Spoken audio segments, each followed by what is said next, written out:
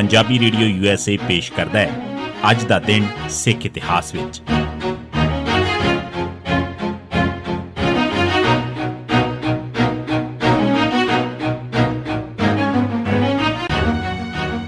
ਸਿੱਖ ਇਤਿਹਾਸ ਦੀਆਂ ਘਟਨਾਵਾਂ 'ਚ 2 ਜੂਨ ਦਾ ਦਿਨ। 1818 ਮੁਲਤਾਨ ਦੀ ਲੜਾਈ 'ਚ ਰਣਜੀਤ ਸਿੰਘ ਦੀ ਜਿੱਤ। ਲਾਹੌਰ ਤੋਂ ਬਾਅਦ ਪੱਛਮੀ ਪੰਜਾਬ 'ਚ ਦੂਜਾ ਵੱਡਾ ਸੂਬਾ ਮੁਲਤਾਨ ਸੀ। ਰਣਜੀਤ ਸਿੰਘ ਚਾਹੁੰਦਾ ਸੀ ਕਿ ਉਹ ਇਸ 'ਤੇ ਵੀ ਕਬਜ਼ਾ ਕਰ ਲਵੇ। ਉਸਨੇ 1803 'ਚ ਮੁਲਤਾਨ ਜਿੱਤਣ ਵਾਸਤੇ ਇਸ ਨਗਰ ਨੂੰ ਘੇਰਾ ਪਾ ਲਿਆ, ਪਰ ਮੁਲਤਾਨ ਦੇ ਪਠਾਨ ਬੜੀ ਬਹਾਦਰੀ ਨਾਲ ਲੜੇ। ਰਣਜੀਤ ਸਿੰਘ ਦੀਆਂ ਫੌਜਾਂ ਨੂੰ ਤਾਂ ਅਨਾਜ ਤੱਕ ਦਾ ਵੀ ਮਸਲਾ ਸਾਹਮਣੇ ਆਇਆ। ਅਖੀਰ ਇੰਨਾ ਕੁਝ ਹਾਸਲ ਕੀਤੇ ਬਿਨਾਂ ਹੀ ਉੱਥੋਂ ਵਾਪਸ ਮੁੜਨਾ ਚੰਗਾ ਸਮਝਿਆ। ਇਸ ਮਗਰੋਂ ਰਣਜੀਤ ਸਿੰਘ ਨੇ 5 ਹੋਰ ਹਮਲੇ ਮੁਲਤਾਨ ਤੇ ਕੀਤੇ। 1805, 1807, 1810, 1816 ਤੇ 1817 'ਚ 6 ਵਾਰ ਦੀ ਨਾਕਾਮਯਾਬੀ ਮਗਰੋਂ ਰਣਜੀਤ ਸਿੰਘ ਨੇ ਅਕਾਲੀ ਫੂਲਾ ਸਿੰਘ ਤੋਂ ਮਦਦ ਮੰਗੀ। ਅਖੀਰ 30 ਮਈ 1817 ਦੇ ਦਿਨ ਅਕਾਲੀ ਫੂਲਾ ਸਿੰਘ ਦੀ ਫੌਜ ਨੇ ਸ਼ਹੀਦੀਆਂ ਦੇ ਕੇ ਮੁਲਤਾਨ ਜਿੱਤ ਕੇ ਰਣਜੀਤ ਸਿੰਘ ਦੀ ਝੋਲੀ ਪਾ ਦਿੱਤਾ।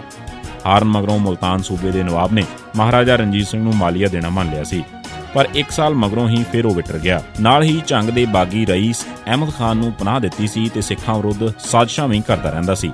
ਅਖੀਰ ਰਣਜੀਤ ਸਿੰਘ ਦੀ 20,000 ਸਿੱਖ ਫੌਜ ਨੇ ਮੁਲਤਾਨ ਤੇ ਹਮਲਾ ਕਰ ਦਿੱਤਾ ਤੇ ਨਾਲ ਜਮਜਮਾ ਤੋਪ ਵੀ ਸੀ। ਇਸ ਲੜਾਈ 'ਚ ਜਿੱਤ ਸਿੱਖਾਂ ਦੀ ਹੋਈ, ਪਰ ਅਕਾਲੀ ਫੂਲਾ ਸਿੰਘ ਤੇ ਹਰੀ ਸਿੰਘ ਨਲਵਾ ਦੋਵੇਂ ਇਸ ਦੌਰਾਨ ਜ਼ਖਮੀ ਹੋਏ। ਇਸ ਲੜਾਈ 'ਚ ਮੁਲਤਾਨ ਦੇ ਨਵਾਬ ਮੁਜ਼ੱਫਰ ਖਾਨ ਦੇ 5 ਪੁੱਤਰ ਸ਼ਬਾਬ ਖਾਨ, ਨਵਾਜ਼ ਖਾਨ, ਇਜਾਜ਼ ਖਾਨ, ਮੁਮਤਾਜ਼ ਖਾਨ ਤੇ ਹਕ ਨਵਾਜ਼ ਖਾਨ ਮਾਰੇ ਗਏ। 1986 ਪੰਜਾਬ ਅਸੈਂਬਲੀ 'ਚ ਦਰਬਾਰ ਸਾਹਿਬ ਤੋਂ ਆਈ ਆਵਾਜ਼ ਬਰਨਾਲਾ ਬਲਵੰਤਾ ਮੁਰਦਾਬਾਦ ਦੇ ਨਾਅਰੇ ਲਾਏ ਗਏ। 29 ਅਪ੍ਰੈਲ 1986 ਦੇ ਦਿਨ ਖਾੜਕੂਆਂ ਦੇ ਇੱਕ ਧੜੇ ਨੇ ਦਰਬਾਰ ਸਾਹਿਬ ਤੋਂ ਖਾਲਿਸਤਾਨ ਦੀ ਜਲਾਵਤਨ ਸਰਕਾਰ ਬਣਾਉਣ ਦਾ ਐਲਾਨ ਕੀਤਾ ਤੇ ਉਹ ਇਸ ਮਗਰੋਂ ਉੱਥੋਂ ਚਲੇ ਗਏ, ਪਰ ਫੌਜ ਨੇ ਦਰਬਾਰ ਸਾਹਿਬ ਤੇ ਹਮਲਾ ਕਰ ਦਿੱਤਾ। ਅਕਾਲੀਆਂ ਨੇ ਇਸ ਦਾ ਡਟ ਕੇ ਵਿਰੋਧ ਕੀਤਾ। 27 MLA ਉਸ ਨੂੰ ਛੱਡ ਗਏ। ਇਸ ਮੌਕੇ ਕਾਂਗਰਸ ਤੇ ਭਾਜਪਾ ਨੇ ਉਸ ਦਾ ਪੂਰਾ ਸਾਥ ਦਿੱਤਾ। 1 ਜੂਨ ਨੂੰ ਭਾਜਪਾ ਆਗੂ ਬਲਦੇਵ ਪ੍ਰਕਾਸ਼ ਨੇ ਪੰਜਾਬ ਨੂੰ ਫੌਜ ਦੇ ਹਵਾਲੇ ਕਰਨ ਦੀ ਮੰਗ ਕੀਤੀ। 2 ਜੂਨ ਨੂੰ ਜਦ ਅਸੈਂਬਲੀ ਸੈਸ਼ਨ ਸ਼ੁਰੂ ਹੋਇਆ ਤਾਂ ਪੰਜਾਬ ਅਸੈਂਬਲੀ ਅੰਦਰ ਪੰਥਕ MLAs ਨੇ ਦਰਬਾਰ ਸਾਹਿਬ ਤੋਂ ਆਈ ਆਵਾਜ਼ ਬਰਨਾਲਾ ਬਲਵੰਤਾ ਮੁਰਦਾਬਾਦ ਦੇ ਨਾਅਰੇ ਲਾਏ। 2 ਜੂਨ 1986 ਦੇ ਦਿਨ ਨੂੰ ਫਤਿਹਗੜ੍ਹ ਚੂੜੀਆਂ 'ਚ ਦਹਿਸ਼ਤਗਰਦਾਂ ਨੇ ਸਿੱਖਾਂ ਉੱਤੇ ਹਮਲਾ ਕੀਤਾ ਤੇ ਲੁੱਟਮਾਰ ਕੀਤੀ। ਇਨ੍ਹਾਂ ਹਮਲਿਆਂ 'ਚ ਹੋਰਨਾਂ ਤੋਂ ਇਲਾਵਾ ਡਾਕਟਰ ਜਸਵੰਤ ਸਿੰਘ ਵੀ ਬੁਰੀ ਤਰ੍ਹਾਂ ਜ਼ਖਮੀ ਹੋ ਗਏ।